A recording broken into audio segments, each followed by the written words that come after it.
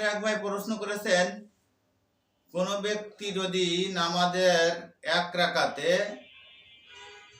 একটা সিজদা অথবা দুইটা রুকু করে ফেলায়, তার নামাজের হুকুম কি? উত্তর হলো, কোন ব্যক্তি নামাজের এক রাকাতে যদি একটা সিজদা অথবা দুইটা রুকু করে ফেলাই দেয়, তাহলে তার করণীয় হলো সিজদায়ে সাহুর মাধ্যমে নামাজ সমাপ্ত করবে। এর দ্বারা তার নামাজ শুদ্ধ হয়ে যাবে। এই বিষয়ে রাসূল করিম সাল্লাল্লাহু আলাইহি ওয়াসাল্লাম বলেন, ইযা যাদা আর-রাজুলু আও নাকাসা ফালইয়াসজুদ সাজদাতাইনে। মুসলিম 1 নম্বর খণ্ড 213 নম্বর পৃষ্ঠায়। উল্লেখিত ফতোয়াটা আরো বাদায়ে সুন্নাহ কিতাবে উল্লেখ আছে, 1 নম্বর খণ্ড 401 নম্বর পৃষ্ঠা।